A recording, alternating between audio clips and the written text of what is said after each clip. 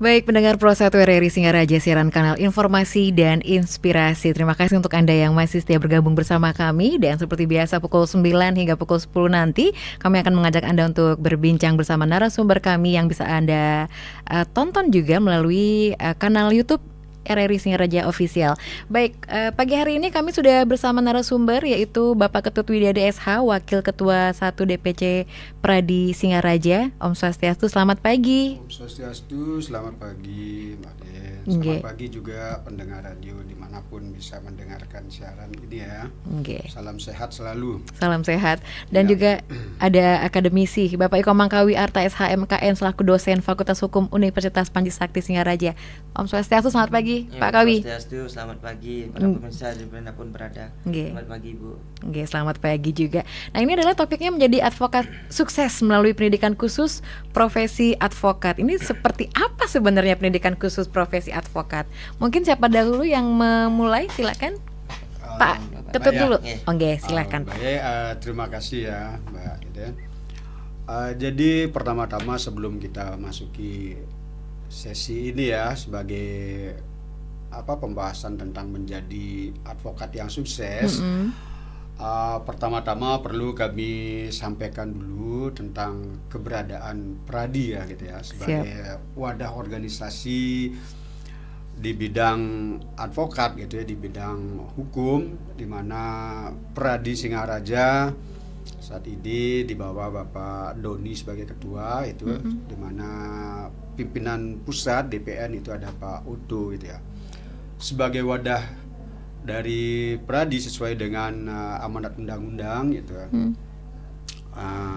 tahun 2003 ya, kita sebagai advokat dituntut untuk memiliki kepribadian atau kualitas yang bisa dipertanggungjawabkan gitu sesuai dengan undang-undang gitu.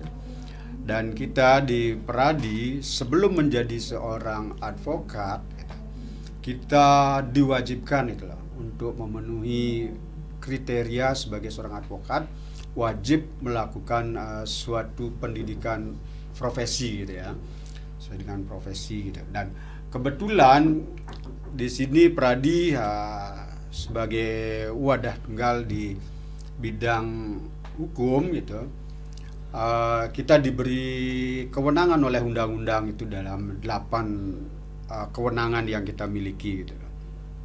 Nah, di masa saat ini ya, di mana era globalisasi ini, kita kan di semua lini itu sudah secara kasat mata bisa kita lihat semua berhubungan dengan hukum ya, baik di bidang ekonomi, pendidikan, kesehatan, apapun semua ada ininya itu, konsekuensi hukumnya kan itu. Nah, untuk itulah kita sebagai seorang advokat kita perlu mengasah diri kan gitu ya, melalui pendidikan ini supaya kita bisa memberikan pandangan-pandangan atau sebagai legal opinion ya, maupun dalam praktek sehari-hari gitu, agar tidak bias itu, memberikan keterangan atau pemahaman kepada masyarakat bagaimana sih hukum itu yang sebenarnya kan gitu ya. Nah, untuk itulah Pradi mengadakan pendidikan khusus profesi yang dalam hal ini kita bekerja sama dengan sekolah-sekolah atau universitas yang mempunyai basic hukum gitu, dimana khusus untuk di Singaraja kita sudah ada kerjasama dengan 2 universitas itu ya, dari Universitas Panji Sakti dan dari Undiksa kan gitu. Dan khusus untuk saat ini kita dengan Universitas Panji Sakti ini sudah yang kedua ya. Itu berdasarkan MOU yang dibuat oleh DPN Pradi tahun 2022 gitu ya. Dan kebetulan kita ini dengan sistem kuota ya untuk menjaga kualitas advokat ini gitu, kita kuotanya. Dan bersyukur itu beberapa kali pendidikan profesi yang kita lakukan di DPC Pradi Singaraja sudah sukses ya, sudah berhasil hampir mengantarkan 100% ya siswa-siswa yang mengikuti pendidikan ini berhasil lulus 100% dalam ujian profesi yang kita lakukan itu ya. Baik. mungkin sementara itu Itu dulu, dulu, mungkin ya. nanti bisa Nggih. ditambahkan lagi oleh rekan kita ya. Baik, Hmm. mungkin dari Pak Kawi nih, Baik. selaku dosen juga nih. Iya. Baik, terima kasih atas kesempatannya. Selamat pagi, Om Swastiastu. Terkait dengan pelaksanaan PKPA ini, sebelum kita mengarah nantinya sukses, seperti tadi temanya kan sukses sebagai advokat harus melalui pendidikan profesi advokat. Ya memang benar, kalau misalnya kita ingin menjadi seorang advokat, syarat utama yang harus kita ikuti itu pertama adalah bergelar sarjana hukum. Kemudian juga harus mengikuti pendidikan khusus profesi advokat. Nah, yang dilaksanakan oleh organisasi bekerja sama dengan instansi, yaitu kampus. Seperti tadi disampaikan oleh Pak Ketut, memang benar sekali, kita tidak bisa lepas terkait dengan hukum. Sama seperti istilah Latin menyatakan ubi societas ubi ius, artinya bahwa di mana ada masyarakat, di sanalah ada hukum. Artinya di sana kita saling berdampingan dan harus juga apapun penyelenggaraan negara dan juga pelaksanaan kegiatan masyarakat itu harus didasarkan pada aturan, aturan hukum yang membawa nantinya pada konsekuensi hukum. Nah, di sini kenapa diadakan suatu pendidikan profesi advokat, selain juga menambah yang nantinya akan melahirkan seorang advokat, bisa juga menambah suatu skill yang dimiliki oleh seseorang itu. Tapi pada intinya orang yang dapat melaksanakan pendidikan profesi advokat ini adalah orang yang bergelar sarjana hukum, seperti itu. Dan banyak juga yang mengikuti pendidikan profesi advokat itu yang bersumber dari yang sudah PNS misalnya, atau sudah bekerja tetapi dia memiliki latar belakang sarjana hukum, bisa juga dilaksanakan atau mengikuti pendidikan profesi advokat, seperti itu. Tidak menutup kemungkinan untuk yang akan menjadi advokat saja, tetapi orang yang ingin menambah skill kepengacaraan atau keadvokatan, mengetahui terkait dengan advokasi, bagaimana juga terkait dengan pembelaan juga, terutama untuk dirinya sendiri maupun keluarga misalnya atau orang lain, tentunya bisa menambah skill melalui pendidikan profesi advokat ini. Nah, melalui inilah kami di Fakultas Hukum Universitas Panji Sakti memberikan ruang untuk itu bagi Bapak Ibu atau saudara yang sudah bergelar sarjana hukum bisa mengikuti pendidikan profesi advokat. Kalau misalnya sekarang itu kita berbicara ada enggak batas waktunya, tidak, dari sisi sertifikat PKPA itu.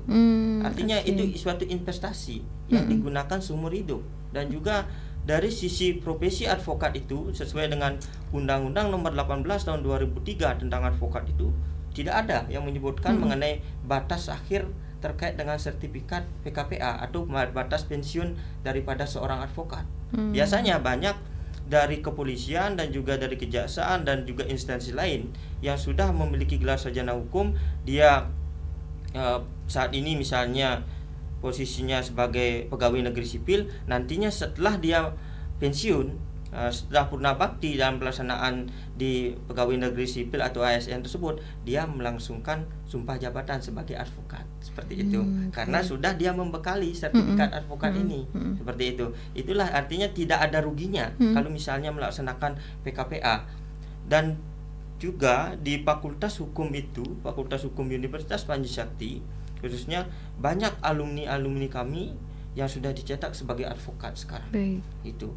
Dan banyak dan itu juga sudah istilahnya melalang buana, dia sudah sebagai seorang lawyer tersebar pokoknya ya. Seperti itu. Baik. Itu. Baik. Nah, tadi saya tertarik nih tadi yang dikatakan oleh Pak Ketut Widiade bahwa PKPA ini adalah menggunakan kuota.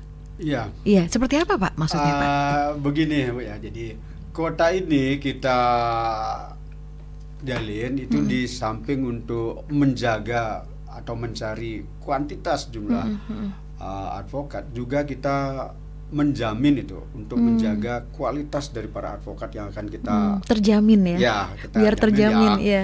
Supaya tidak nanti asal-asalan kuotanya semakin banyak advokatnya tapi kualitasnya menurun tidak maksudnya. Menurun gitu ya. Jadi inilah kita anukan kuota itu dengan minimal 20 orang itu karena satu kelas lah kita kan.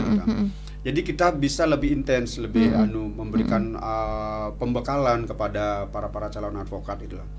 Dan ini tidak hanya melulu tujuannya dia mengikuti PKPA ini hanya sebagai untuk menjadi advokat gitu, enggak ya. Jadi minimal dia menambah pengetahuannya gitu kan ya. Jadi membekali diri suatu saat ada permasalahan baik untuk dia sendiri, keluarganya ataupun begitu ada permasalahan hukum, jadi dia sudah siap gitu ya kan. Nanti setelah dia selesai mengikuti pendidikan profesi ini, kalau dia mau terjun secara profesional ke profesi ini, dia harus mengikuti UPA ya, jadi ujian profesi advokat gitu. Itu nanti. Kalaupun dia tidak mengikuti tidak ingin melanjutkan sebagai advokat yang andal gitu, minimal dia sudah punya bekal gitu. Jadi bagaimana sebagai praktisi itu di lapangan prakteknya. Jadi jenjang-jenjang apa yang harus dilalui proses dalam tahap beracara gitu. Minimal dia sudah tahu kalau menemukan dia mengalami suatu permasalahan, jadi dia sudah tahu kalau saya mengalami permasalahan seperti ini secara hukum jalannya harus ke sini. Itu dia sudah tahu itu. Dan tidak hanya ini, biasanya ke instansi-instansi pemerintah yang ada hubungannya, misalnya ke Pemda gitu kan, Biro Hukum gitu kan misalnya kan. Karena dia akan memberikan advice ke pejabat atau kemana sebagai pejabat publik yang akan menghasilkan suatu produk hukum. Dia juga dengan bekal pengetahuan secara profesi, dia bisa memberikan advice kepada pejabat gitu kan. Maka dari inilah kami juga menghimbau gitu beberapa instansi baik dari Pemda atau dimanapun yang mempunyai bagian-bagian hukumnya yang bersentuhan dengan hukum, kalau bisa marilah kita coba berikan stafnya pendidikan hukum secara lebih terperinci gitu, lebih fokus dia adanya. Baik. Ya, jadi saya kira itu. Baik, ya. Ini kan hitungannya kan tentang pendidikan khusus profesi advokat nih, iya. Pak Kawi. Kita ke Pak Kawi dulu ya. Karena mungkin di kampus yang Bapak saat ini sedang tekuni, apakah memang sudah ada yang tertarik nih dari mahasiswa-mahasiswinya untuk nanti setelah tamat kuliah nanti masih melanjutkan lagi untuk menjadi advokat itu? Apakah memang sudah ada yang mulai tertarik atau gimana, Pak? Kalau misalnya dari sisi sudah mulai ada yang tertarik, pasti sudah. Pasti sudah, dan sudah terbukti, sudah ada beberapa dan juga sudah alumni kita. Alumninya, sebagian besar sudah sebagai mengikuti. advokat. Siap. Advokat, Dan juga sebagai penyelenggara pertama yang bekerja sama dengan DPC Pradi Singaraja itu adalah Fakultas Hukum Universitas Panjasakti. Jadi sudah terlebih dahulu sudah merasakan ya Pak ya.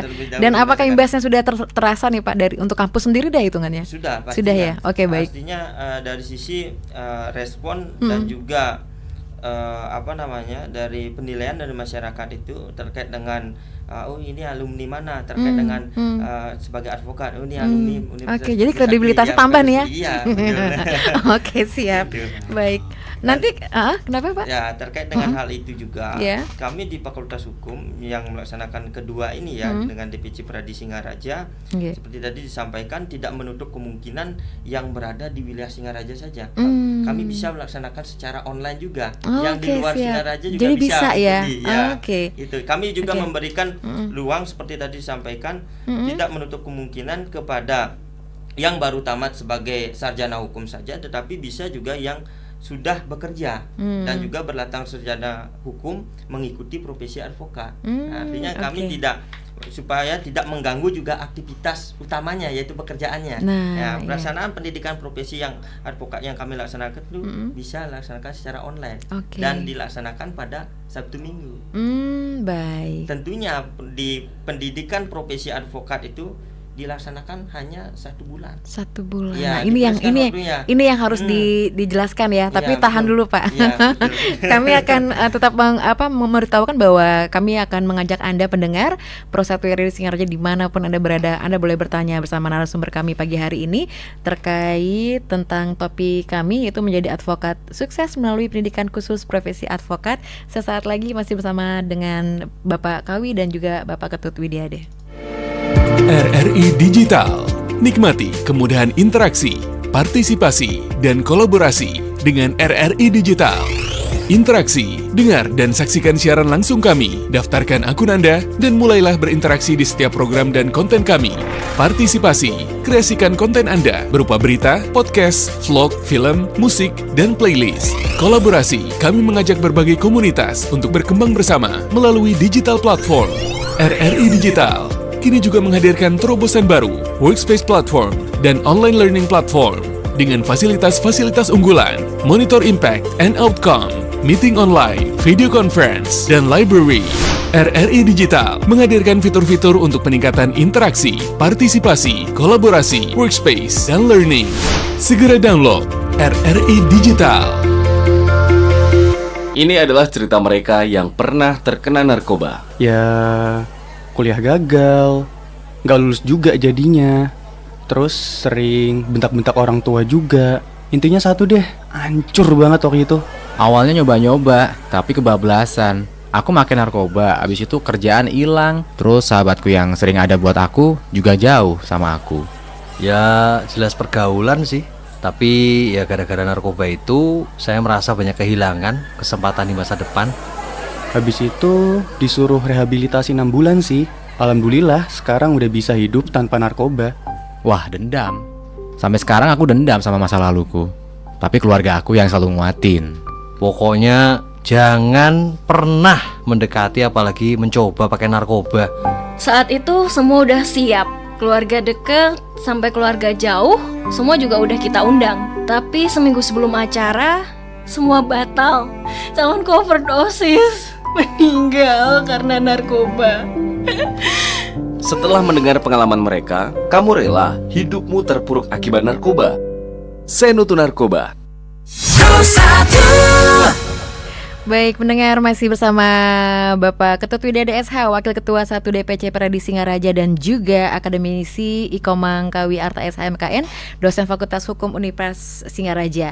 Masih membahas topik menjadi advokat sukses melalui pendidikan khusus profesi advokat. Nah, ini nih yang jadi topik utamanya ya. PKPA sendiri sistemnya seperti apa sebenarnya? Tapi ada yang bergabung. Kita angkat dulu ya, kita sapa dulu ya. Baik, mungkin ini pertanyaannya mewakili saya juga nih.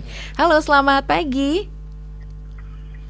Selamat pagi, Om Swastiastu. Om Swastiastu. Semoga RRI tetap jaya di udara. Amin, asmukare. Terima kasih Bapak Sireniki. Udaban. Oke, silakan Pak. Om Swastiastu, Bapak narasumber. Om Swastiastu. Dari Sakti dan dari Pradi. Pradi ya. Nggih. Pradi kalau tidak salah ketuanya Pak Doni ya. Nggih, Pak Doni. Yang betul Belelen ya. Karena Pradi ada 3 kalau salah itu. Kalau di Provinsi Bali ya. Entah dari Pradi mana ini, apakah Pradi dari Otua Sibuan, kita tidak tahu. Nah, itu yang pertama. Yang kedua saya tanya kepada PKPA ini kan sekarang ini kan banyak sekali ya yang tua masuk, yang sudah berumur kan gitu ya, banyak saya lihat di sini mungkin masih bisa diterima. Ada kebijakan dari kampus gitu, pada di Majelis Sakti. Jadi umur tidak mempermasalahkan untuk mendidik suatu keilmuan gitu. Jadi kalau misalnya ada, katakanlah ya ikuti jam kuliah dengan mencari sarjana hukum yang jadi S1-nya, itu minimal maksimal pendidikannya berapa tahun itu loh, biar nanti masyarakat tahu. Jadi saya ada mendengung di sini suara-suara dari masyarakat sih. Katanya kalau yang sudah yang usang, punya 40 tahun ke atas, 50 tahun ke atas, bisa menikah hanya ditempuh 2,5 tahun. Apa benar apa tidak? Gitu. Sedangkan untuk S1 itu kan harus 3,5 atau 4 tahun kan gitu ya. Nah, di sini mendapat 2,5 tahun. Itu pun pendidikannya itu katanya menurut informasi sih hanya sebulan 3 kali masuk gitu. Apakah bisa segitu? Nah, ya. Terus kedua, apakah dasarnya segitu?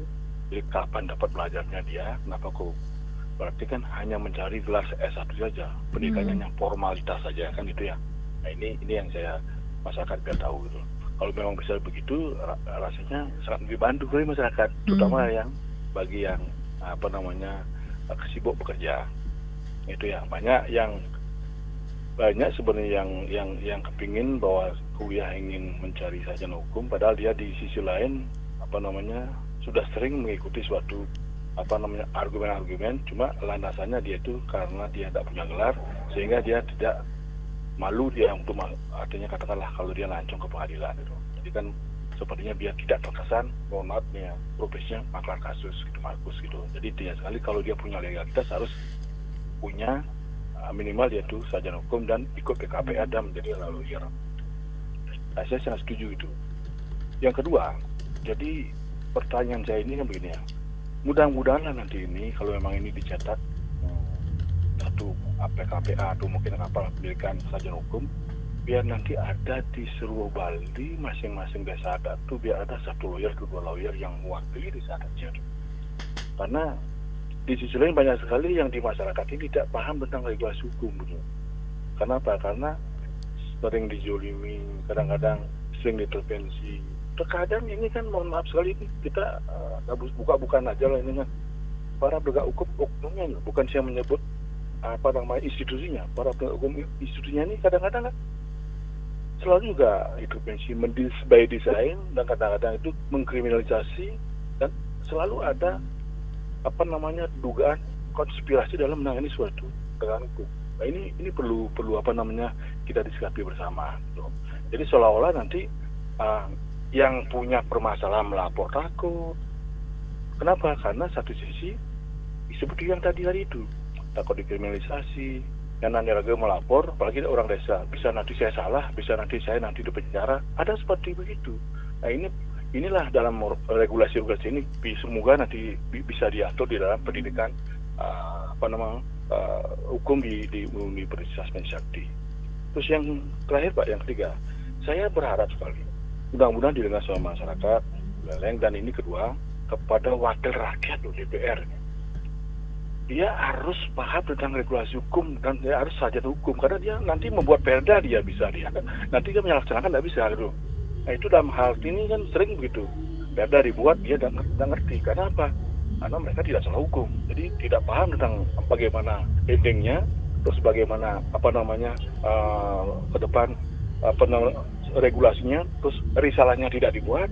Ini yang sering menjadi kacau balau itu. Sehingga penanganan hukum kadang-kadang untuk di masing-masing di instansi itu carut-marut gitu.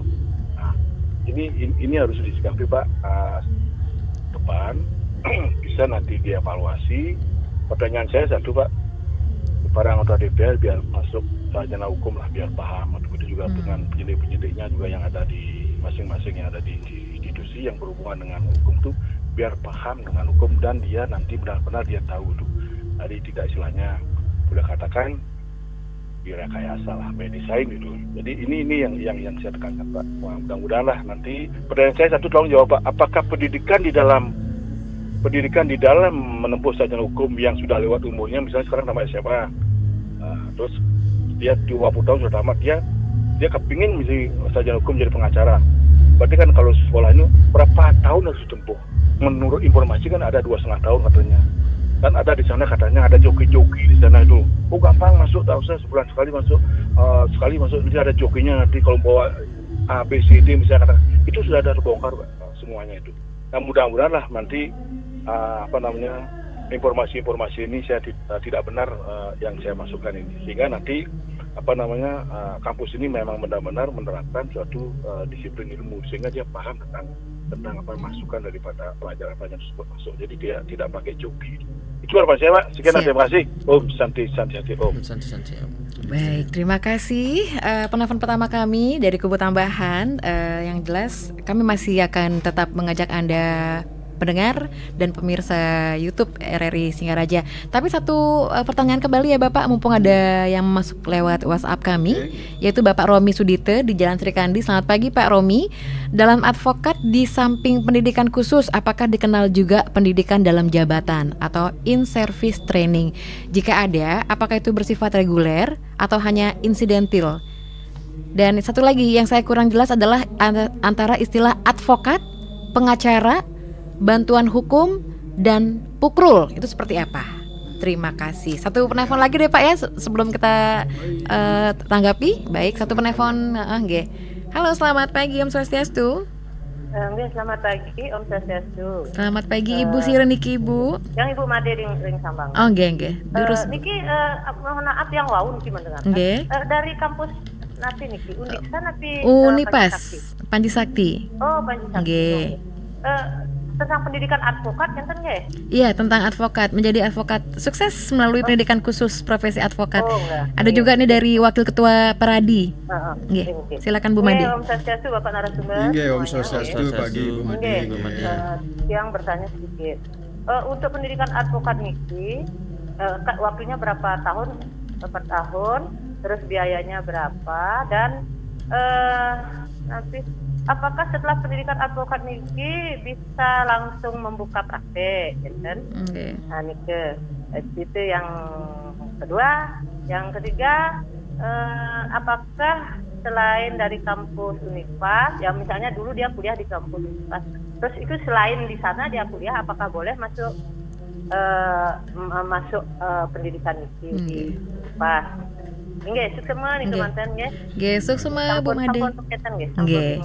Nggih, sampun. Nggih, suksema Pak Bu Made. Nggih. Nggih, selamat pagi. Baik, mungkin ditanggapi dahulu. Silakan, ini dari Pak Ketut atau Pak Kawi nih? Silakan. Mungkin saya anukan sedikit silakan ini Pak Ketut. biar disempurnakan ya atau ditambahin lagi sama rekan kita. Baik, selamat pagi dulu untuk Pak Niki, kalau tidak salah suaranya nih Pak Anggas ya dari Kebutambahan gitu betul. Kan. Ya, jadi beberapa pertanyaan ini bagus sekali pertanyaannya ya. Yang pertama mungkin nanti masalah pendidikan sarjana hukum, untuk kesarjana hukum itu sebagai di kampus mungkin nanti rekan kami akan bisa menjelaskan lebih detail gitu lah. Tapi secara prinsip seseorang itu menempuh pendidikan hukum itu kan sudah ada kurikulumnya ya. Itu 3,5 tahun minimal 4 tahun ya untuk S1 itu ya. Tapi tidak tertutup kemungkinan karena ada kelas percepatan, itu mungkin karena IQ atau memang dia prestasinya bagus, itu bisa kadang-kadang 2,5 tahun juga sudah bisa kan gitu ya, karena mereka menempuh pendidikannya dengan sistem percepatan dan mereka mampu untuk memahami kurikulum yang diberikan oleh negara itu dari yang diselenggarakan oleh kampus. Itu yang pertama ya. Dan kemudian yang kedua umur itu. Jadi saya kira seperti pepatah orang tua itu ya, tidak ada pembatasan umur kalau sepanjang kita ingin untuk sekolah gitu ya. Kan orang Cina bilang kejarlah ilmu sampai ke negeri Cina. Nah, seperti itu kan. Jadi sepanjang ada kemauan untuk kita menempuh ilmu gitu, mencari ilmu, kita bisa saja gitu ya. Jadi masa pendidikannya itu yang bisa disesuaikan tergantung kemampuan masing-masing gitu kemudian. Dan pertanyaan yang kedua itu masalah pradi dari mana itu. Kita tidak mau membahas dari pradi mana, ada beberapa yang jelas kami dari DPC Pradi Singaraja di bawah Bapak Kadek Doni Riana itu di DPN itu sebagai Pak Utu itu. Walaupun nanti ada beberapa organisasi yang lain, kami tidak mau mencampuri, tidak mau masuk ke ranah itu. Yang jelas kami di bawah Pak Utu, DPN kami.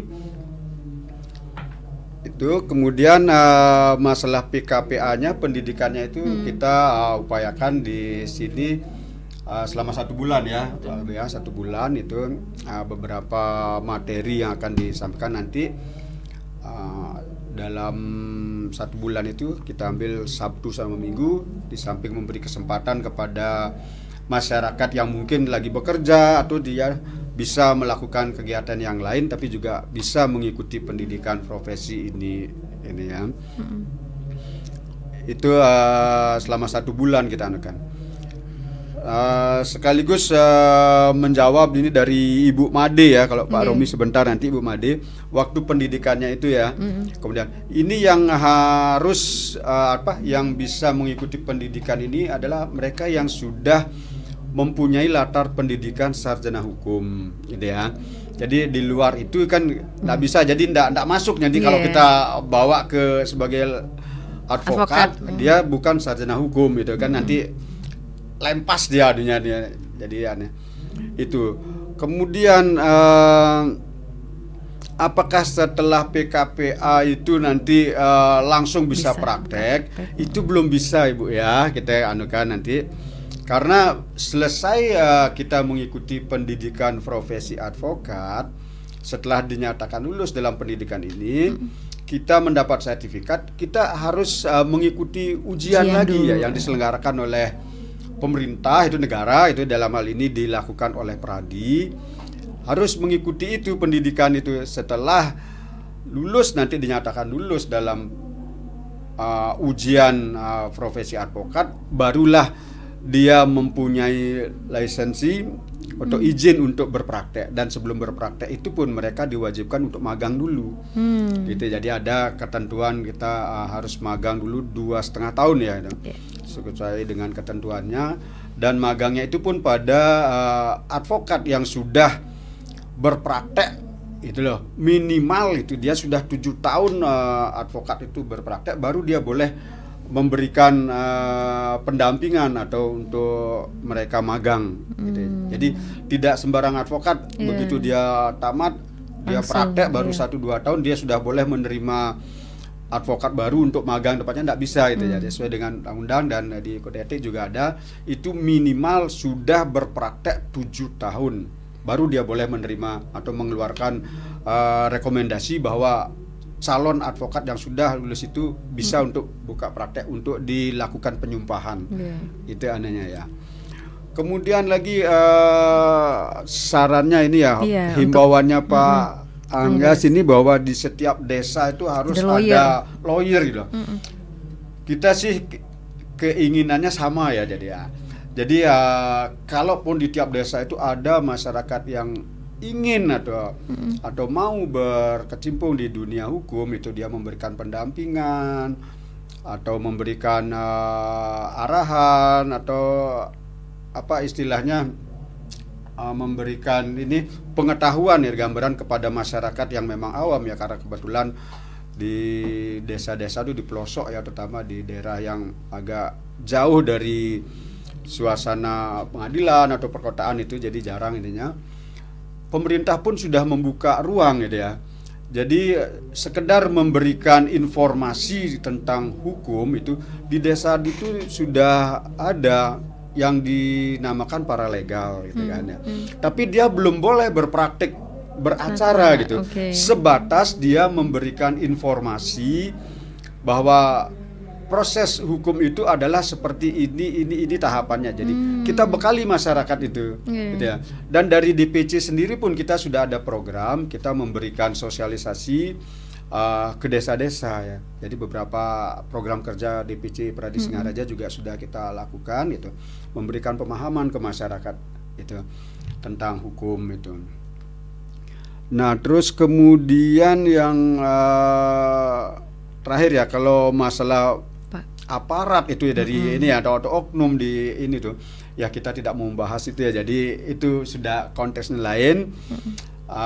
Nanti mungkin di prakteknya gitu, kalau memang menemukan seperti ini ya itu bisa dilaporkan kan gitu kan semua sudah ada majelis kode etiknya ya, masalah pengawasnya itu baik di semua instansi saya kira sudah ada itu.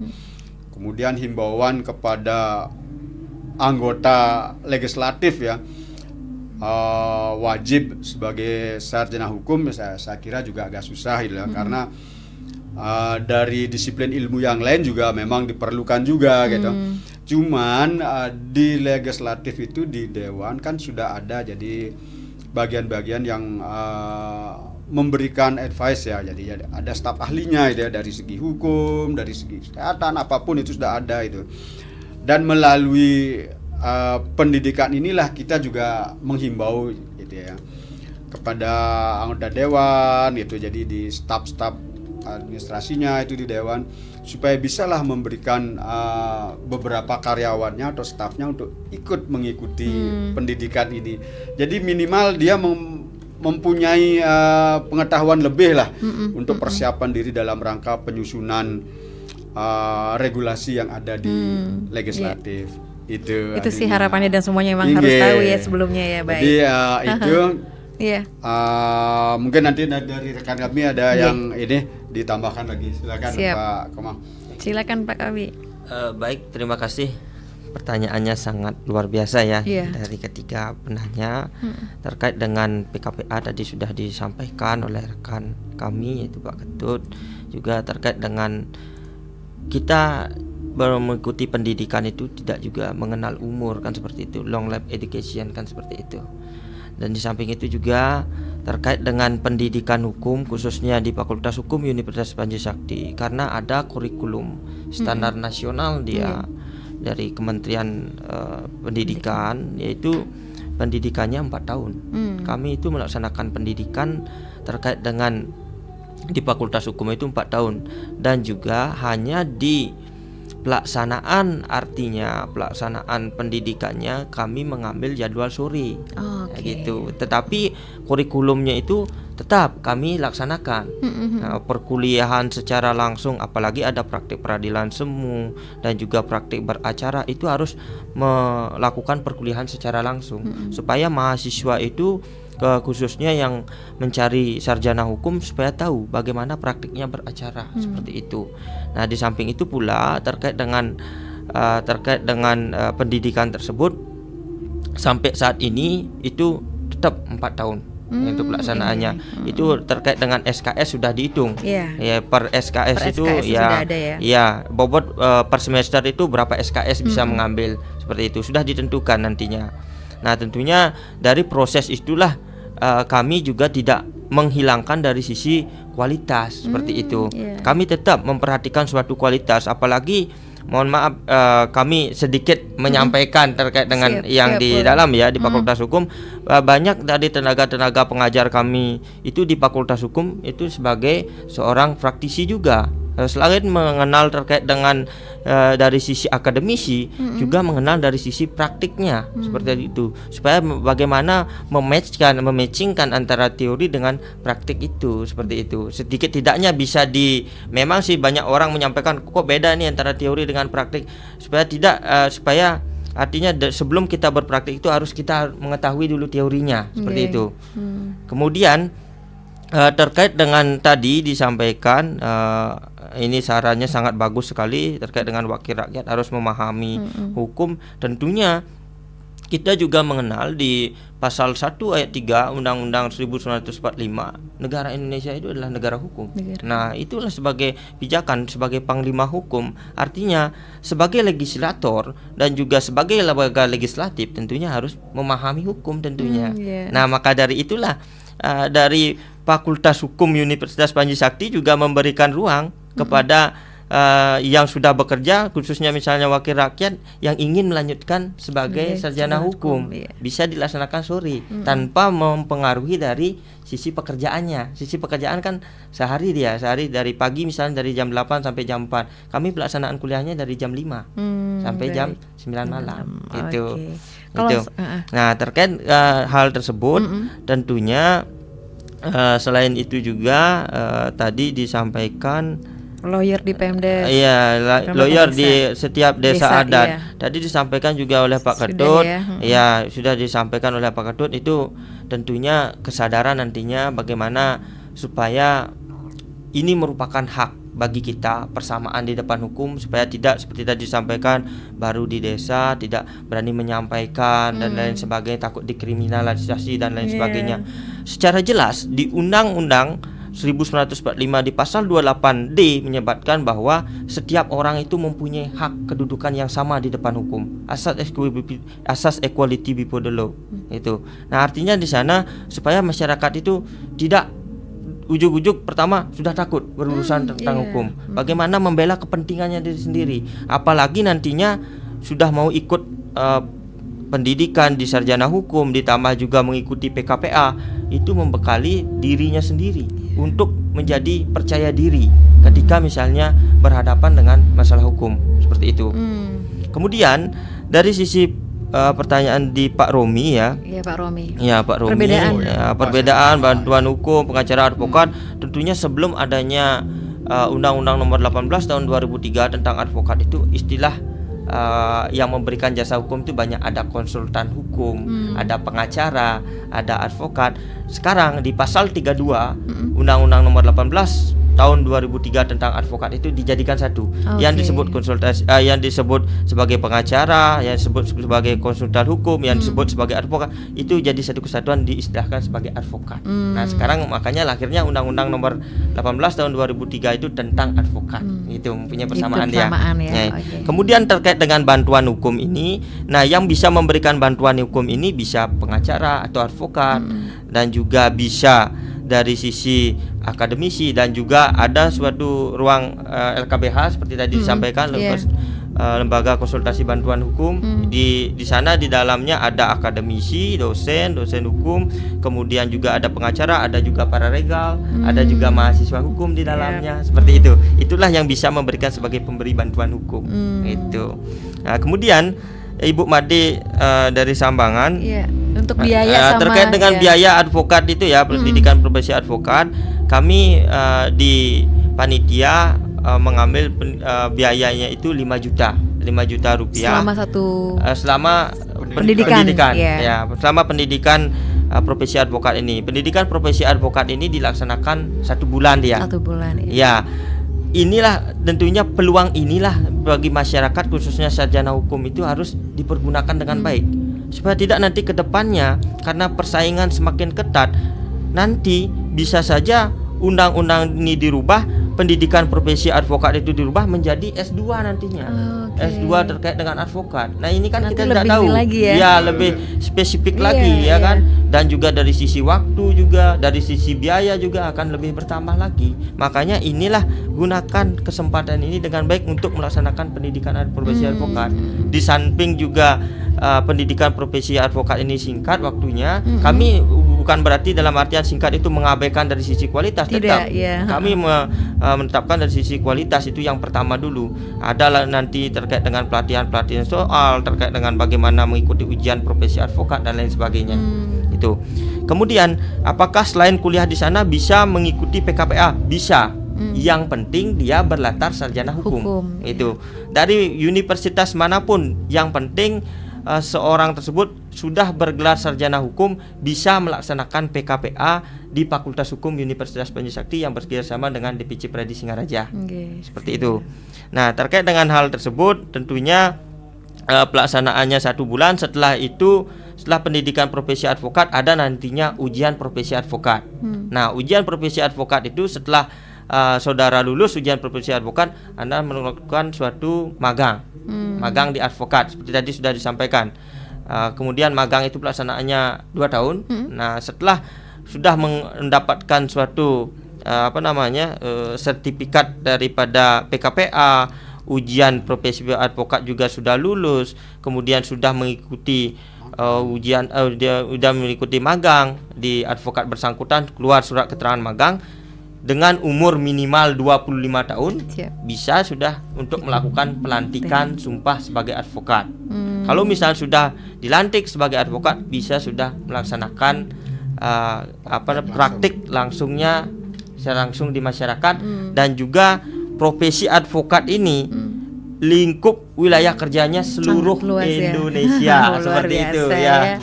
Baik, jadi bisa di mana saja ya. Bahkan seluruh sampai ke Indonesia. luar negeri ya. Iya, betul, kita sudah Pak. secara internasional sudah diakui ya. Jadi Pradi satu-satunya di Indonesia yang diakui oleh Badan Dunia ya, sudah masuk di sana dia.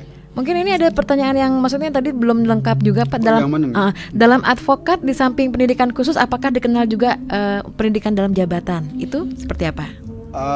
Mungkin ini dalam jabatan, maksudnya apakah di jabatan di kepemerintahan in-service training katanya gitu. In-service training ya. Mungkin yang dimaksudkan ini ke instansi-instansi itu ya. Mungkin dia bisa nanti mengadakan pelatihan-pelatihan gitu. Oke, siap. Nanti kita kalau memang ada ini untuk menambah ilmu gitu, misalnya menambah pengetahuan, kita siap kok, mungkin dari instansi manapun gitu. Dan satu lagi tambahan ini dari Pak Anjas ya, dari masyarakat itu. Jadi tidak usah takut ya kalau masyarakat merasakan ada di desa, takut nanti salah gitu. Kita di DPC Pradi itu ada ini lembaga sebagai kaki tangan kita itu, jadi sebagai ini perpanjangan tangan dari DPC itu ada PBH ya, jadi Pusat Bantuan Hukum dari Pradi. Kita siapkan kepada masyarakat yang baik apakah itu yang kurang mampu ataukah memang dia ingin berkonsultasi secara itu ada ya Pak ya? Ada, kita di PBH ya, di Pos Bantuan Hukum kita sudah siapkan itu. Ya. Kita sapa lagi penelpon ya Bapak nggih. Nggih, Om Swastiastu, selamat pagi. Ya, Om Swastiastu juga Mbak. Nggih Pak. Ramadan ini. Pak Ramadan di Sorong. Iya betul. Nggih, silakan Pak Ramadan. Salam sehat selalu ya untuk Bapak Penarasumber. Om Swastiastu. Om Swastiastu. Salam apa ya? Kalau hukum itu apa ya? Salamnya. Salam. Ya, salam officium nobile, Pak. Adiaksa, ya. Sehat selalu Pak ya. Sehat. Pak, gini, bahwa mengingat bahwa advokat kan tugas pokoknya selalu siap membantu masyarakat, mendampingi orang-orang yang sedang berperkara ya, agar dapat mendapatkan kepastian hukum atau meringankan atau bahkan bisa juga kan bebas dari dakwa jika memang terbukti tidak bersalah ya, lainnya itu tidak bersalah. Nah, bahwa gelar sarjana yang diperolehkan bukanlah sebagai titik akhir, akan tetapi sebagai titik awal untuk menapak kehidupan masa depan, mengabdi di tengah-tengah masyarakat. Nah, pertanyaan saya bahwa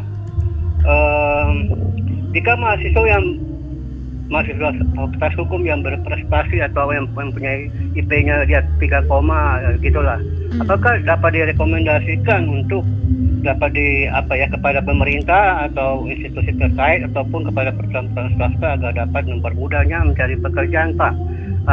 Lalu kemudian apakah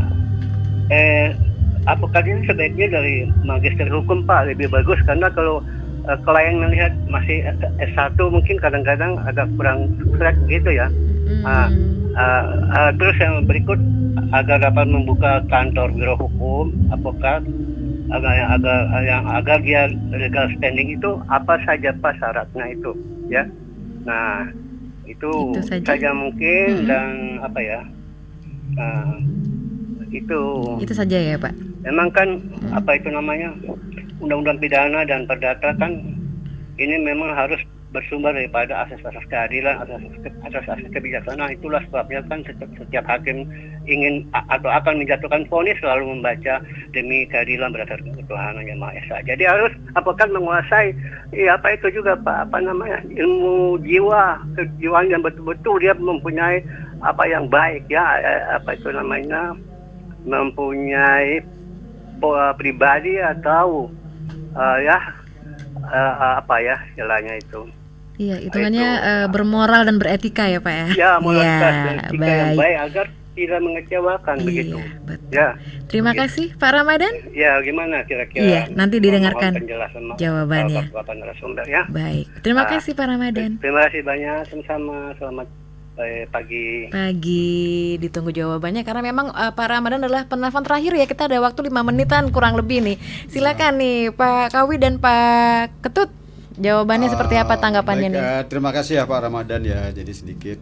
Yang pertama memang benar itu kita di advokat itu sebagai salah satu dari unsur 4 pilar hukum ya. Jadi di samping ada hakim, jaksa, polisi dan pengacara gitu ya. Kita sama-sama ingin menegakkan hukum gitu ya, memberikan kepastian hukum kepada masyarakat itu demi keadilan itu. Tapi kita sebagai seorang advokat itu dalam beracara kita sudah dibekali kode etik ya. Kode etik di sana kita bagaimana seorang advokat harus dia bergerak atau secara profesional gitu, mandiri, tanpa melihat suku.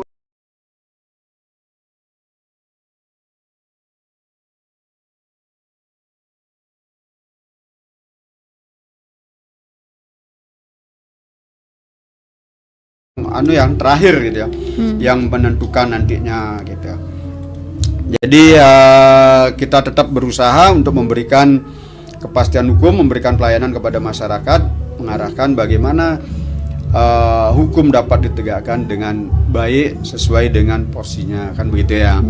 Kemudian khusus untuk masalah mahasiswa yang berprestasi kita usulkan itu. Nah, itu di luar kewenangan kita ya.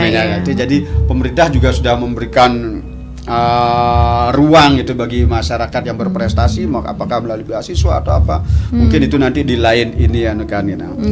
Nah, untuk yang terakhir legal standing sebagai seorang advokat itu, nah sama seperti kita di kehidupan yang lain ya gitu.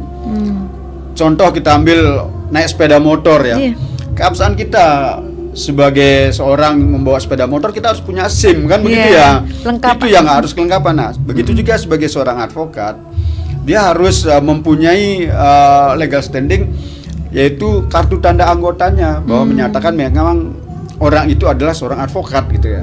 Dan untuk mendapatkan kartu anggota itulah diperlukan beberapa tahapan, mulai dari dia seorang sarjana hukum, kemudian mengikuti pendidikan khusus profesi advokat, kemudian setelah selesai dia wajib mengikuti ujian profesi advokat, magang, barulah setelah itu sebagai benar terakhir dia akan dilakukan penyumpahan atau pelantikan melalui pengadilan tinggi gitu ya. Jadi itulah nanti setelah itu selesai baru akan keluar kartu tanda anggota yang menyatakan bahwa memang dia sebagai advokat. Itu ya. Baik. Barangkali mungkin rekan kami bisa menambahkan nanti ini. Silakan Pak. Silakan Pak Kawi.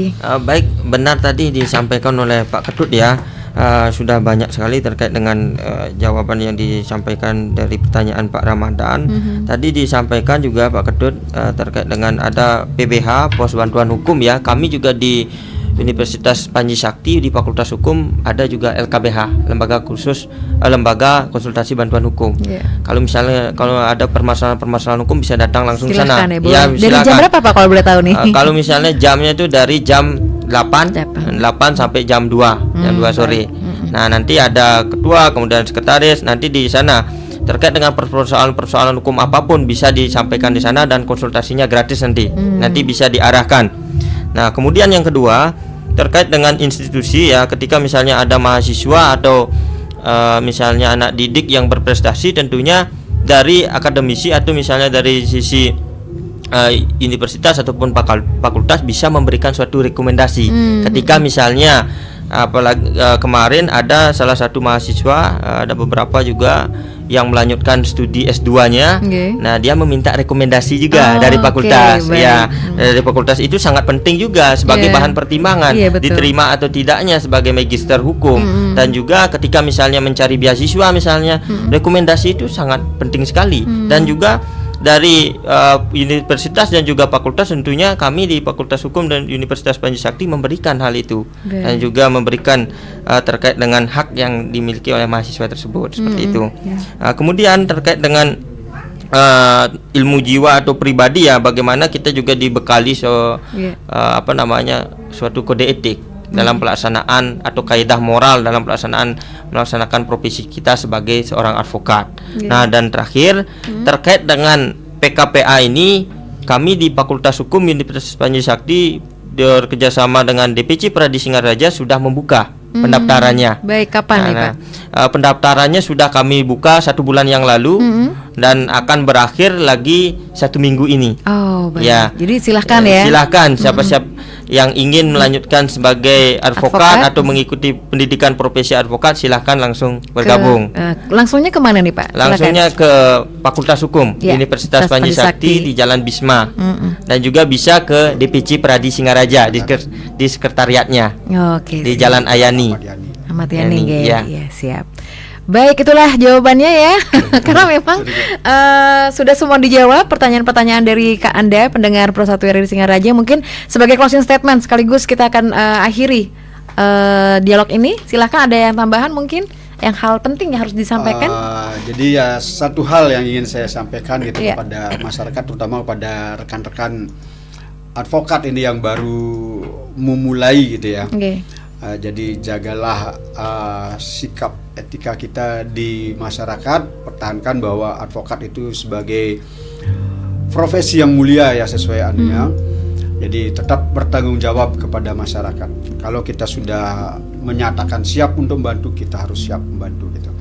Terutama kepada masyarakat yang kurang mampu, kita tetap layani itu sesuai dengan aturan dari pemerintah, himbauan dari DPN juga, kita harus bisa memberikan pelayanan kepada seluruh lapisan masyarakat. Baik. Dari Pak Kawi mungkin? Cukup? Mungkin dari saya, kalau misalnya ingin lebih memahami hukum dan juga ingin sebagai seorang advokat, marilah ikut mengikuti pendidikan khusus profesi advokat. Ya, sekali lagi di Unipas, Fakultas Hukum dan juga di Pradi, Singaraja. Baik, terima kasih Pak Ketut dan juga Pak Kawi nih kebersamaannya pagi hari dan juga informasi tas sharingnya ya. Terima kasih banyak dan kami tutup dengan Parama Santi. Om Santi Om. Terima kasih.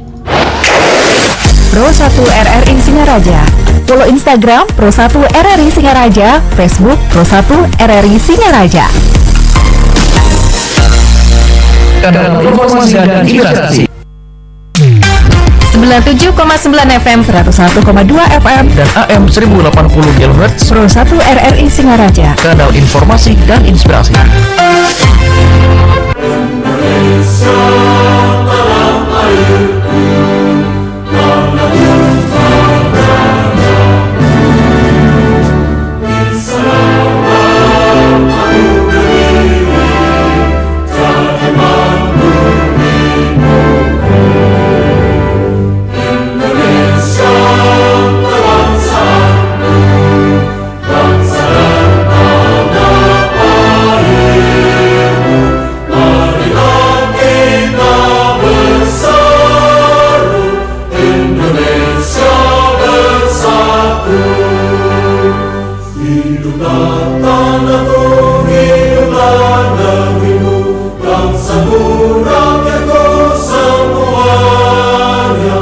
Bangunlah jiwanya, bangunlah badannya untuk Indonesia Raya.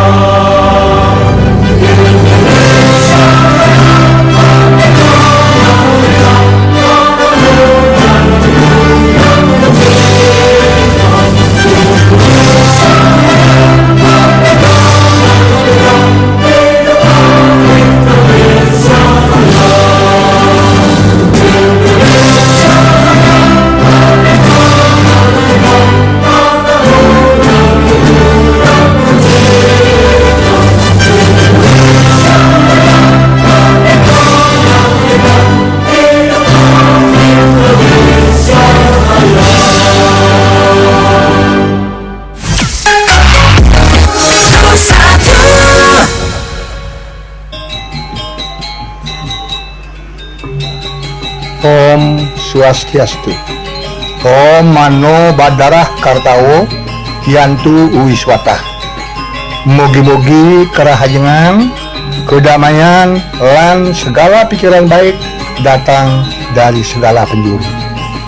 Inggih Ratu Hidedane Sang Maraga Catur Sani Mustika yang Titiang.